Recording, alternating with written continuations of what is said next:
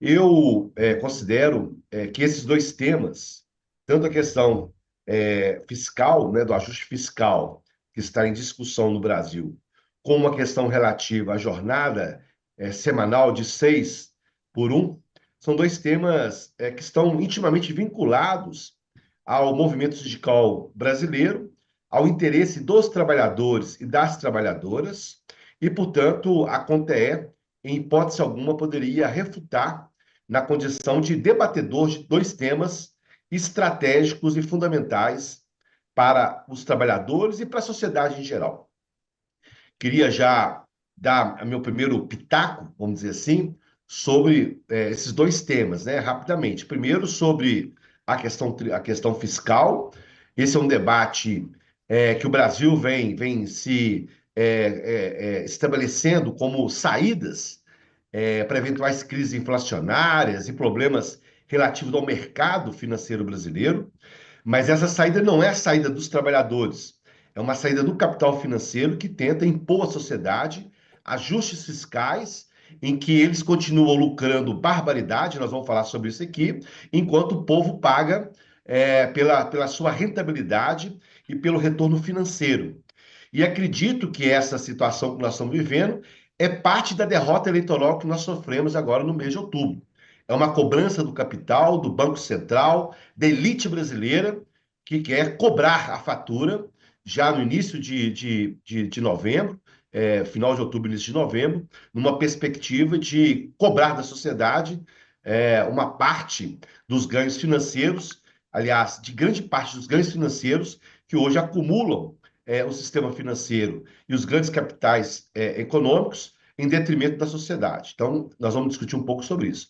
E a questão da jornada de trabalho é um tema relevante, uma agenda política que ultrapassou o século XIX, século XX, né? A lei da jornada inglesa, que é a 6 por 1, ela é de 1927, portanto, 26, 27, nós estamos aí há quase 100 anos dessa lei, e, infelizmente, no Brasil, nós não conseguimos superar essa jornada completamente ruim para a classe trabalhadora, estudiante, né? Sob todos os sentidos. E nós precisamos, então, colocar esse debate em curso na nossa sociedade. Não só porque ajuda a aquecer o mercado de trabalho, como melhora as condições de trabalho dos trabalhadores, como melhora as relações das famílias, porque o trabalhador sequer tem tempo para descansar na atualidade, e, portanto, é um tema que nós vamos trabalhar aqui nessa perspectiva, ou seja, a jornada 6.1 é do século passado, e hoje nós temos aí países, como o caso da Alemanha, nos últimos dias, que já inicia o processo da jornada 4x3. E algumas experiências mundo afora vêm demonstrando que não somente melhora a qualidade da produtividade, mas também das relações de trabalho, as condições de trabalho e as relações humanas que envolvem o universo do trabalho. Então, eu queria deixar essa primeira introdução sobre dois temas importantes, estratégicos, que o movimento sindical brasileiro precisa incorporar à sua luta imediatamente e colocar o tema nas ruas e praças desse país e assumir o compromisso de levá-los à última consequência para que a reforma fiscal não caia sobre os ombros dos trabalhadores e que a jornada de 6.1 seja retrocedida no Brasil, que iniciemos um debate 5.2 ou 4.3, porque é o que nós precisamos fazer no atual momento conjuntural do Brasil e do mundo. O mercado financeiro, logo após as eleições, se sentiu vitorioso no conjunto das vitórias eleitorais, né, que é um centro-direita, extrema-direita, ou seja, foram os grandes vencedores dessa eleição, todos incorporados a uma visão econômica do neoliberalismo ou do ultraliberalismo, portanto, a expressão do mercado sobre a sociedade. Então, isso inicia-se um processo de cobrança do governo federal em torno do ajuste fiscal, né? Para que mantenha intocável a rentabilidade do mercado financeiro. Isso tem muito a ver com o papel desempenhado não só pelo mercado financeiro, mas também pelo Banco Central. O aumento dos juros recentemente, né? Nós vimos aí a situação de aumento de 1% dos juros da economia, da taxa Selic no Brasil. Imaginar, Romênia, que 1% do aumento da taxa Selic representa 50 bilhões a mais na dívida pública brasileira por ano. Ou seja, é mais do que o ajuste fiscal proposto nesse exato momento. Então, nós transferimos para a sociedade, da sociedade para o mercado financeiro, e aumentando apenas 1%, 50 bilhões de reais. É isso que é o papel do Banco Central. O Brasil tem o maior juros da dívida pública de todo o mundo, ou seja, nós estamos com uma dívida extremamente alta, onde o Estado brasileiro sacrifica mais da metade do orçamento dele para a rolagem da dívida, e o Banco Central continua a fazer o seu destempero em relação aos juros, e impor à sociedade cada vez mais juros, e ao Brasil um endividamento cada vez maior. E o debate em torno da dívida pública e também do ajuste fiscal fica muito no meandro do mercado e no meandro dos interesses daqueles que hoje dominam o Banco Central e dominam a política macroeconômica brasileira, sem debater questões centrais. Por exemplo, nós temos no Brasil hoje um déficit aí orçamentário da torno de 40 bilhões, 35, 40 bilhões, conforme o arranjo, o arcabouço fiscal brasileiro. E é isso que eles querem retirar da economia. Mas se a gente pega a situação do país, a gente vai ver o seguinte: o Congresso Nacional, os deputados e senadores, têm hoje um orçamento de 54 bilhões de reais.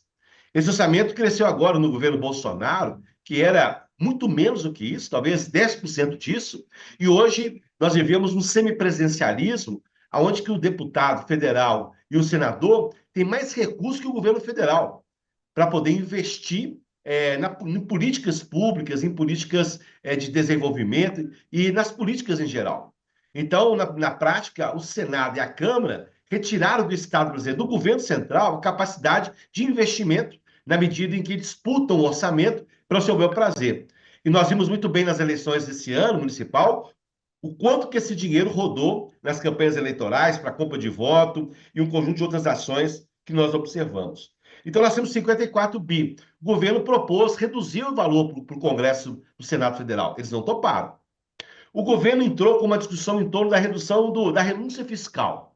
O Brasil, há longos anos, vem fazendo renúncias fiscais para vários setores da sociedade brasileira, sem nenhuma contrapartida, né? Ou seja, para a gente ter uma ideia, a Rede Globo teve renúncia fiscal no ano passado de 168 milhões de reais. A Rede Globo, né? O agronegócio tem uma renúncia fiscal anual de 168 bilhões de reais. E aí vai os mercados, setores. Hoje representa 523 bilhões de reais a renúncia fiscal praticada pelo governo federal. Eles não topam discutir um centavo dessa renúncia fiscal para poder diminuir o impacto dessa situação financeira para a sociedade, para os trabalhadores e para o povo. E ainda nós temos a desoneração da folha, que foi um debate, inclusive duas medidas provisórias feitas pelo governo federal, numa perspectiva de discutir, acabar com a desoneração, que foi uma política lá atrás, durante a pandemia, numa tentativa de melhorar as cadeias produtivas do Brasil. Não houve nenhuma contrapartida. E agora o governo quis retirar a desoneração da folha, que impacta um orçamento federal em 60 bi, quase o dobro daquilo que propõe no ajuste fiscal, e o Congresso Nacional e os setores não permitiram que fizesse. Inclusive com o apoio de algumas centrais sindicais, eu acho estranho isso. Ou seja, a desoneração da folha, que resolve o problema do patrão, não tem uma contrapartida sequer aos trabalhadores. Por exemplo, estabelecer algum nível de seguro de emprego, ou estabelecer algum nível de contratação de trabalhadores, ou discutir alguma redução da jornada de trabalho, nada, é zero. Então, eu citei só três questões aqui: o orçamento do Congresso Nacional, a renúncia fiscal e a desoneração da folha, que, somado isso, dá quase 650 bilhões de reais. E como o Estado está sob pressão e o governo tem pouca possibilidade de manobra, há uma pressão muito grande na tentativa de colocar o governo de quatro. Por quê? Retirar dinheiro da saúde, da educação, Pois da assistência, do BPC, de tudo aquilo que trata do povo mais pobre do Brasil.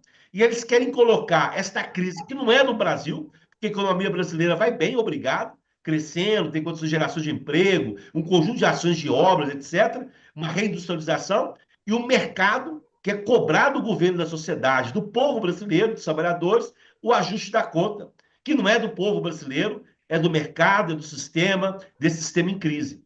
Então, isso é um tema fundamental, porque quando reduz recursos na ponta da saúde, na ponta da educação, quem vai ter consequências gravíssimas é justamente os trabalhadores e o povo. Por isso, nós precisamos ter muita atenção nesse debate e não permitir que esse mercado financeiro que o governo, sob pressão, porque tem pouco manobra ali, porque tem cento e poucos deputados contra 400 deputados, todos vinculados aos interesses do mercado financeiro, e o governo fica sob uma pressão. E a sociedade fica observando sem a possibilidade de interferir. Então, acho que esse debate, como eu disse inicialmente, é fundamental, porque está nos dias de discutir isso, e acho que o movimento sindical precisa debater e aprofundar e cobrar de quem são os verdadeiros responsáveis pela crise fiscal aqui no Brasil.